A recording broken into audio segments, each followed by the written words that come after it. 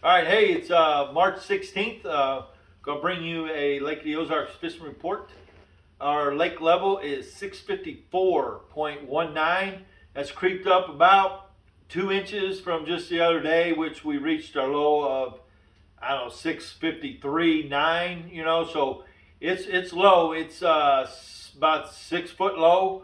So that's about max what I normally see for a winter drawdown.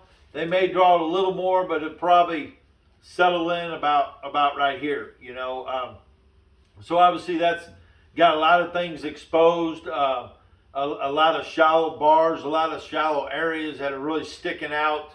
That obviously you probably want to keep an eye on it if you're not watching your graphs and your contour lines and your long extended points. There's a lot of them sticking out right now. Like in particular, like at Davy Hollow up there around the 12 and a half, 13 mile marker, there's a long one sticks out. You can't run over that. All the stuff over by Lodge of Four Seasons, you can't run in on that right side. Up the Gravois, there's a few, but just keep an eye on your mapping, and watch out for some of those low areas. If you get up the river, once you turn the corner, 50-mile marker, more so up around 60. All them big flats out there. Personally, I'm not going to run them. I'm going to run the channel. So if you get up there, it's probably not worth trying to scoot across some of them shallow bars. There's stuff out there. There's boat lifts out there. There's old pieces of dock. There's stumps. There's logs. There's a lot of stuff that it might be 2-3 foot of water you could run through, but you hit one of those objects, it's not going to be a good day. So just keep that in mind. Water temp. Today I was out today. It was, I'm going to say 45, pretty steady. We were in the Glaze, and then down towards Shawnee Bend, that area today. And we're about 45 degrees, 44, 45. It's dropped a little bit from last weekend. We were creeping up around 46 last weekend, but we've had some cool nights.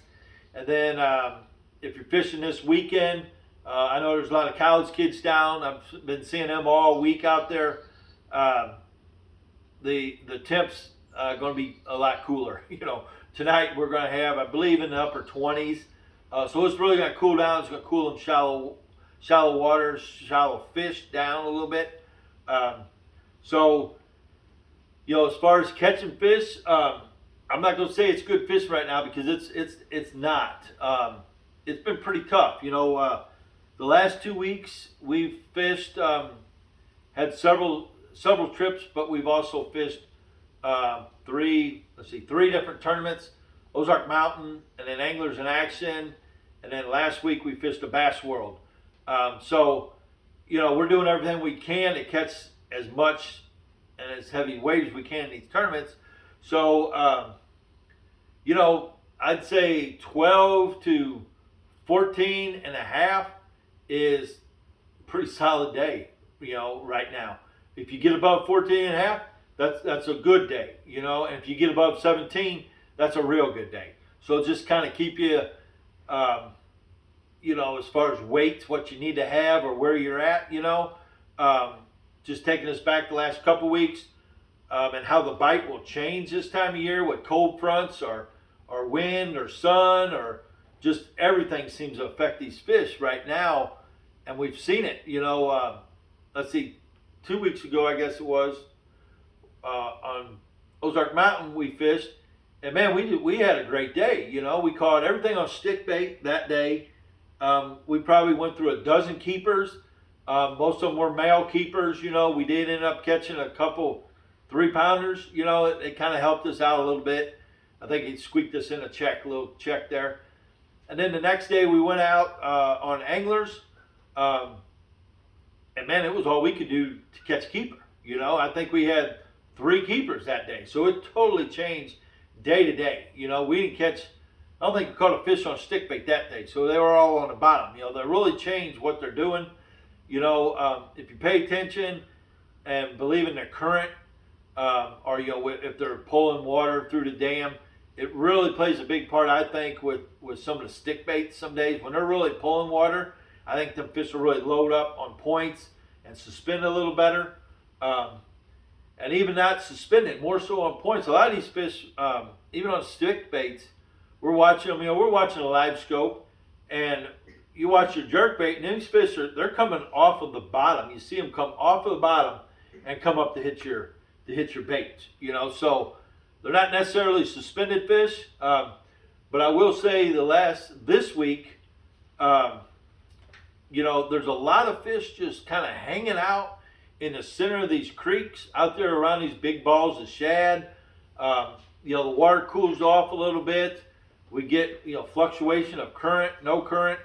The water dropping, coming back up. I think kind of messes with some of these fish that want to get shallow, and it starts pulling that water out from under them, or like I said, current, temperature, whatever. They're just really finicky and really sensitive in the spring.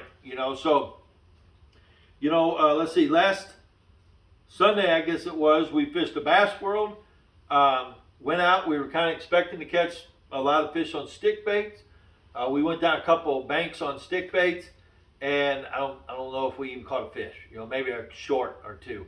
And we went right to the jig, and we started catching fish on jig. And then the rest of the day it was all jigs, and we went through a lot of keepers, and started culling up. As the day went on, and tried to figure them out a little bit, what they were relating to, and had a pretty good day, and ended up getting a check out of that tournament too. So either way, all I'm getting at is it really changes day to day, and especially from morning to afternoon. There's been a really good morning bite, I'll say the first 2 hours, and then it kind of just, at least for us, it just kind of goes flat. All you can do is just to get a bite. But then about noon, it'll pick back up, and you'll get a pretty good afternoon bite. Just today, for an example, had a trip this morning, and we went a little longer because the bite wasn't real good, and we're just trying, we're trying to catch fish, and we tried a lot of different things. We fished a swamp bug. We were catching fish on swamp bugs and little jigs for the last week or so. Today, man, they just didn't really want it. And we were fishing secondary points and kind of 3/4 way back, and the bite just wasn't there, So kind of how fishing goes.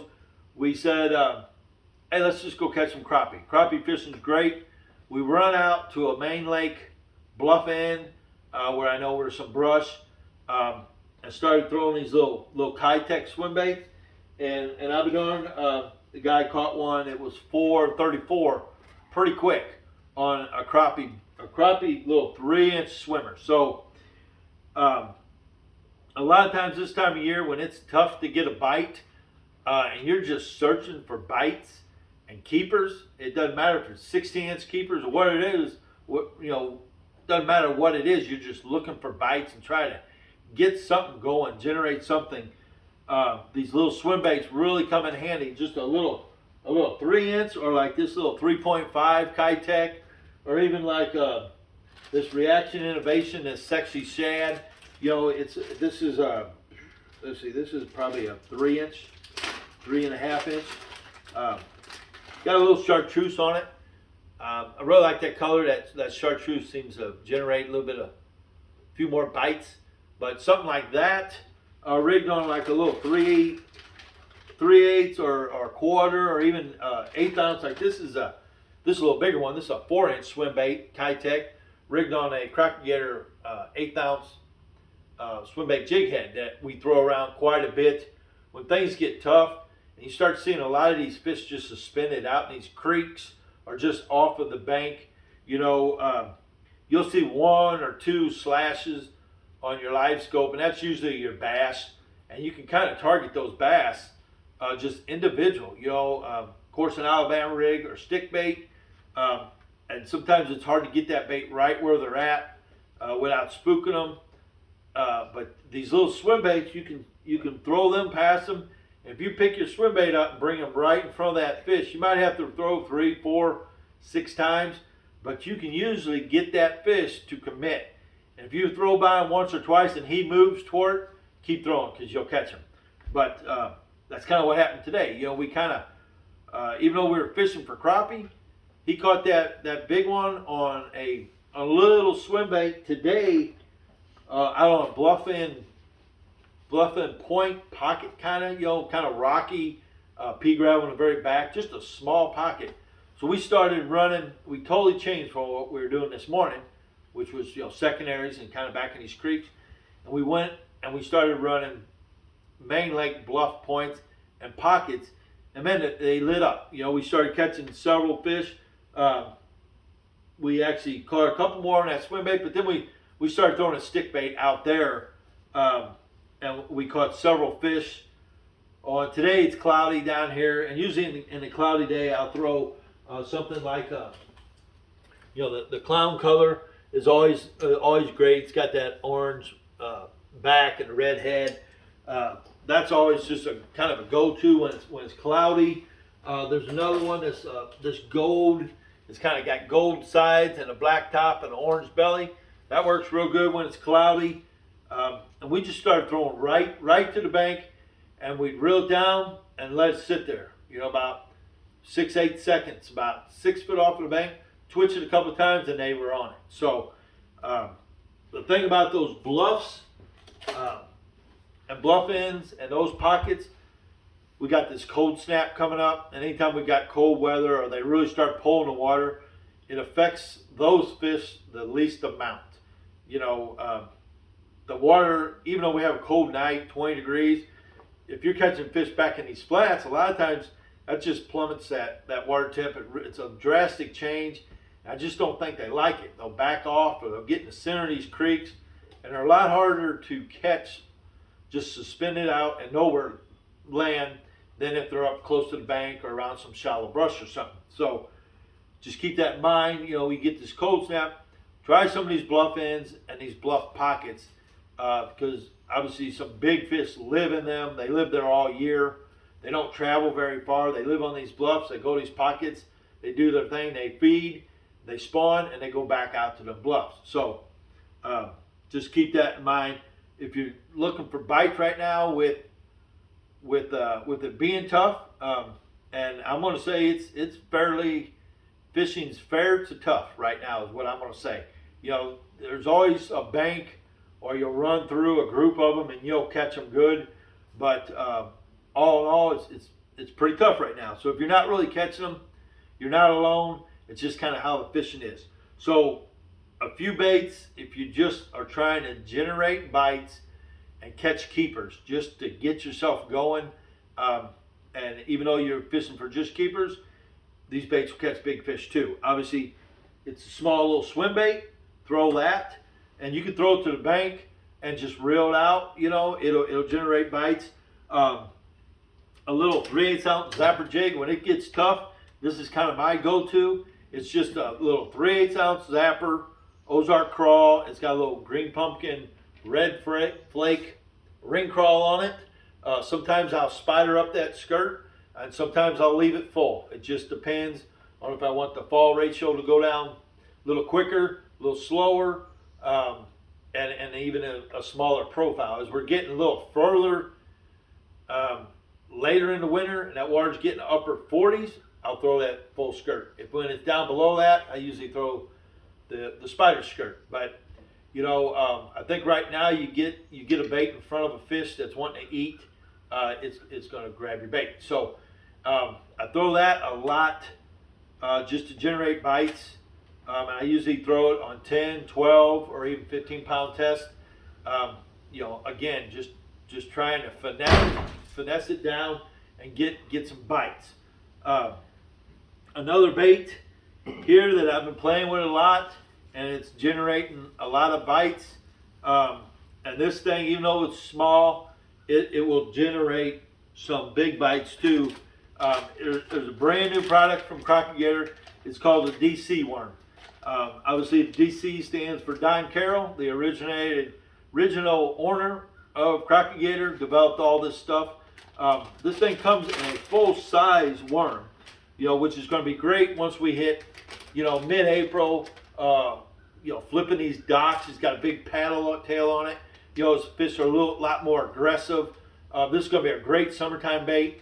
And then again in the fall, when we're flipping shallow docks, I've got one here cut down. Okay, and you're just going to rig this like Texas rig or even on a 1/4 ounce shaky head and flip that around these shallow docks. That's to come. What I'm doing now is, here's that bait right here. So you see that top part's missing off of there. This thing's got all these rings on it. It's got all these little rings on it, which they vibrate, they displace water, they move water, they catch air. It releases air bubbles. It looks real. And all I'm doing on that is I cut that thing down. I got it rigged up on a spinning rod and reel set up with braid and then 8-pound fluorocarbon, and I'm rigging that up like a little Ned rig on a little 3/16 shaky football. And if that don't look like these little crawfish that these fish are eating right now, I don't know what does. But you look at that and you bounce that along the bottom, down some of these transition banks, these shelves, going to rocks, or even a little small pea gravel pocket, and you bounce that along there, you're going to get some bites. So a lot of times, if I'm out there and I'm not getting bites, I just got to do something to generate and get a bite to just get my mind back in it. So this little bait right here will do it. I promise you. I've been catching several fish on here lately, and I think it's really going to shine here in the next couple of weeks. So, if you're down here and you're struggling and you need a bite, try something like that. It's rigged up on a spinning rod and reel. This is 30-pound braid, high vis yellow, and then I got 8-pound fluorocarbon on there, and like I said, a little 3/16 ounce shaky football by Crockett Gator, and that thing, that will get you some bites, and you know how important just a couple keepers can be. It'll reassure you that fish are there, you're fishing the right area. It'll generate bites.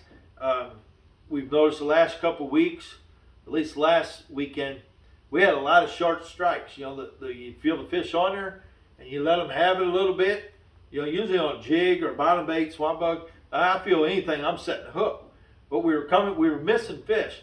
And a lot of these fish, they'll pick like a jig or swamp bug or anything with a trailer.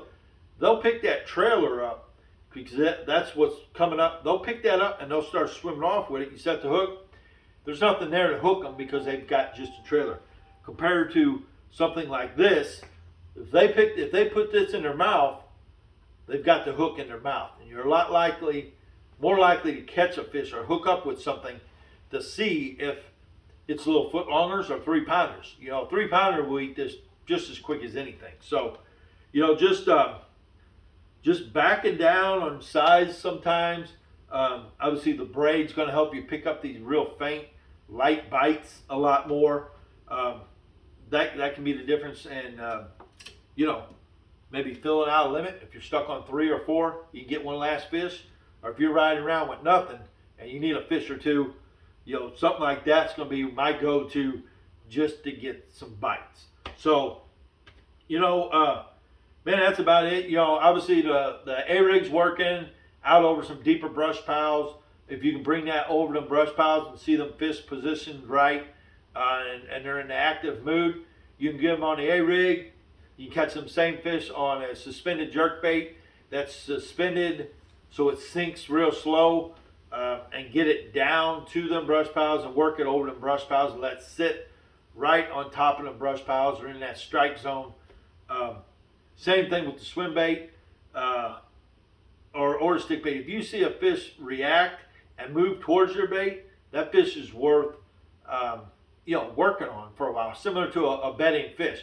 If they react positive towards your bait, it's worth spending a little bit of time on those fish, to try to catch them while you're watching them on a live scope or what have you. So, the live scope's playing a big part right now. But I will tell you, last week we were fishing, and we were fishing fairly shallow, and we turned our grafts off. So we didn't have a graft running in the boat while we were fishing shallow. It was totally different conditions. It was real calm, and we had caught some fish shallow that week. This weekend, um, I'd say some of the main lake fish might bite a little better than some of these creek fish, or some of these, back in the pockets or back in these creeks where that, if you got 6 foot of water and you get 20 degrees, that water's going to drop several degrees. And my experience is a lot of times it shuts some fish down for a day or two. But it's also that time of year. I say that you got to just keep testing it, checking that even throughout the day. Fish some main lake stuff in the mornings, some bluff ends, some bluff pockets. Those fish are going to be a little more stable, not affected by weather as much. You might get you a couple fish like that, a couple 3, 4 fish. You might be able to run that pattern all day if it's windy. Obviously today these conditions were perfect. For those pockets, the wind was blowing directly into it.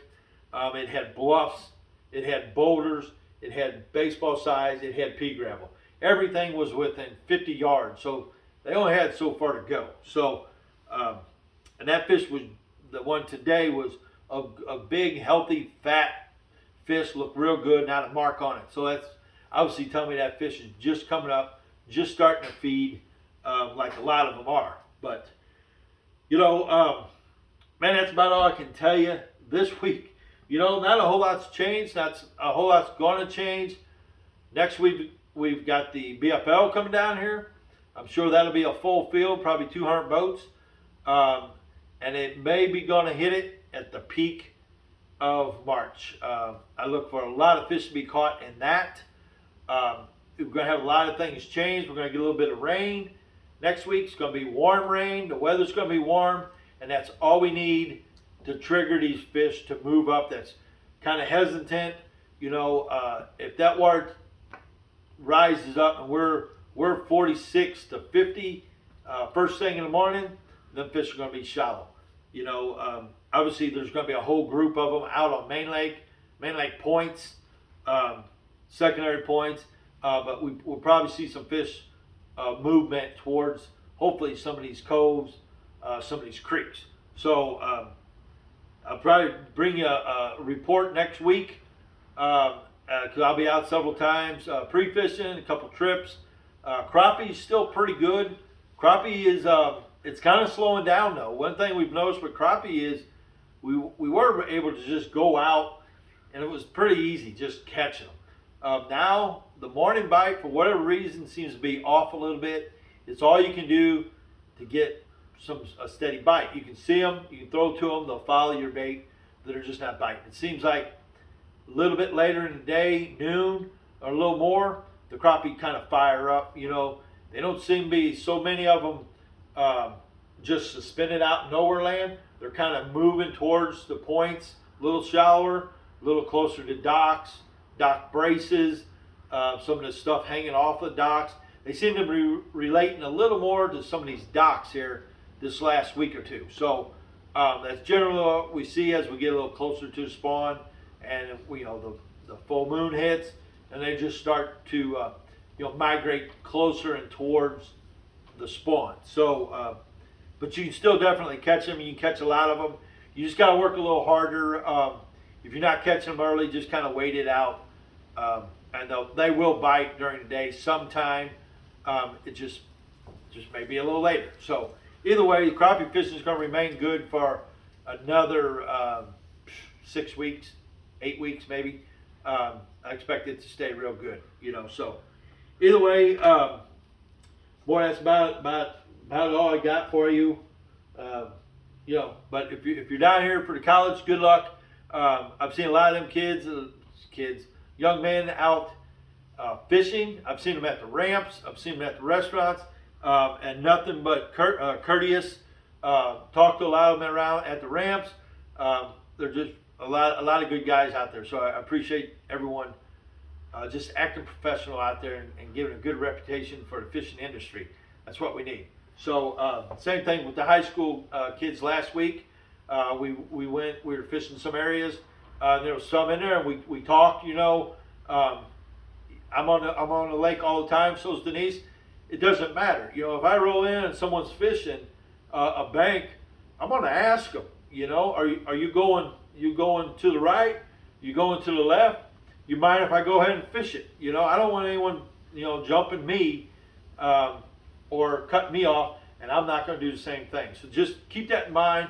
If you're out fishing, spring's busy for tournaments. There's a lot of tournaments going on. If you're not sure if which direction they're going or what they're doing, just ask them. Just ease up to them and say, hey, which way you going? I want to go this way. I want to go that way. Do you mind? Whatever. Just talk it out. It'll resolve a lot of issues and it'll prevent a lot of issues. So be courteous at the ramps. Be careful this weekend. Be real leery and cautious for possibly ice. Your ramps, PB2s, pretty good, pretty safe. The ramp closest to the store is iffy. There's some boulders out there and some drop-offs, so I'd probably shy away from that. Shawnee ramp, a lot of guys are using it. The second ramp from the dock. So if you're looking at the ramp, the second one from the left, there's a drop-off there. There's been a few trailers fall in that one. So avoid that one if you can. Kaufman, I know they're putting in at Kaufman. I don't know a whole lot about that ramp, how safe it is, but just back in slow. Don't take for granted you can just run right in there. Just back it in slow, and we'll keep an eye on your boat and your trailer tires. If you see them start to drop or dip, maybe hold up right there. We've just been kind of easing it back to where that boat just starts to float, and you kind of got to power yourself off of that trailer instead of taking the chance of going too far and dropping the trailer off the edge of that ramp from all the old prop bars. So just keep that in mind because that's a hassle. Larry Gale's safe to put in and out of there. Hurricane Deck, you're good to put in and out of there. No issue there.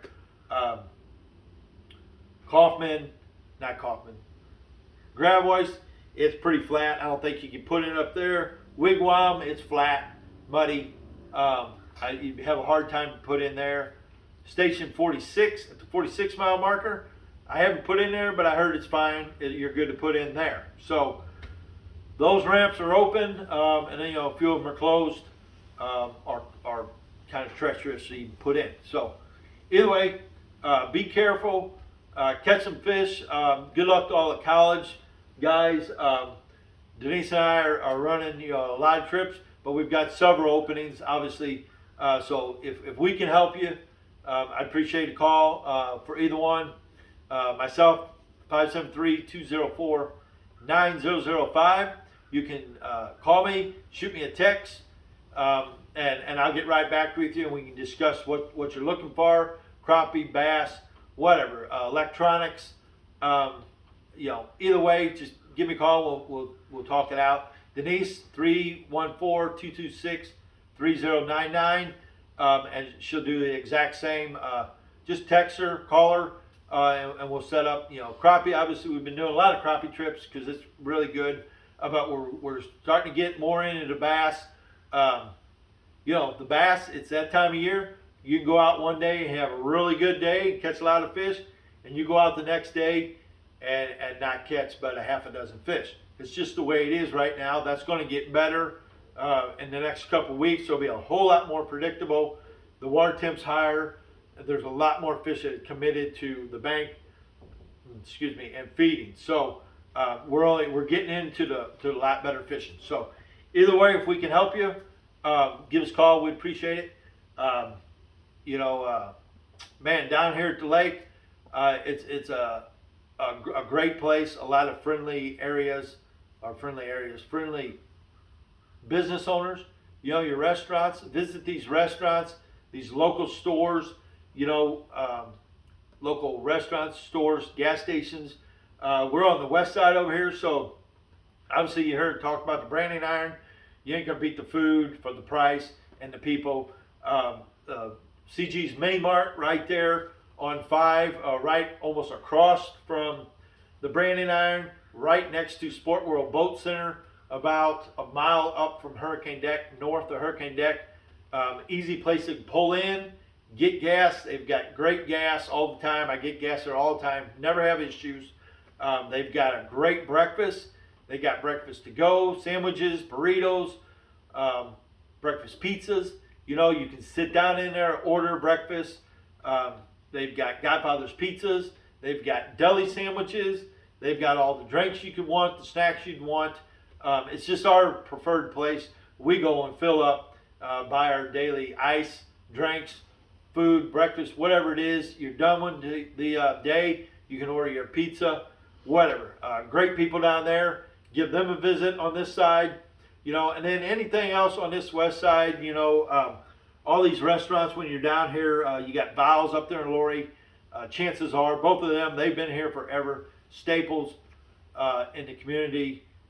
Just great food, great service. You know, you got several up there. You got Burger Place, Taboo. You know, you got Brian's Osage Outdoors Tackle Shop up there in Lori. They've got pretty much everything you need. They can help you with bait, tackle, some electronics. You know, I mentioned Sport World Boat Center over here. You know, right there above Hurricane Deck. He's experienced with pretty much everything. He's been there 25 years. Electronics, Garmin dealer, you know, Mercury dealer now, Vexus. He's got a lot of used boats. So pull in there, talk to them guys if you have any issue at all. The trolling motor place there in Greenview, Reliable Marine, Jeff in there. He'll take care of if he can. He's got a lot of parts on hand. He's got used trolling motors, but he usually, if he knows you're in need, he'll get you in, get you out. That's right there at 7 and 5, right there in Greenview. So they'll take care of you there. Obviously, you got all three: Fitz Fishing, Camdenton, Osage Beach, and I guess it'd be also Osage Beach. Both of them. One by PB2, one down by the old Opry, up there on Business 54, up from Menards and all that, just right there. You can't miss it. Look for a place with all the trucks and boats in front of it. That's Fish Fishing. They got whatever tackle you could possibly want or need, lines, whatever it is, they've got it. You know, so the lake's ready for everybody. There's a lot going on this year down here. Just a lot of building, a lot of people moving. Just the businesses are opening earlier, the restaurants, what have you. So either way, all I'm getting to, if we can help you with anything, where to stay, where to eat, where to buy, tackle, service, whatever it is, shoot us a text by all means, and we'll do what we can to help you out. So other than that, we'll talk to you next week, and good luck.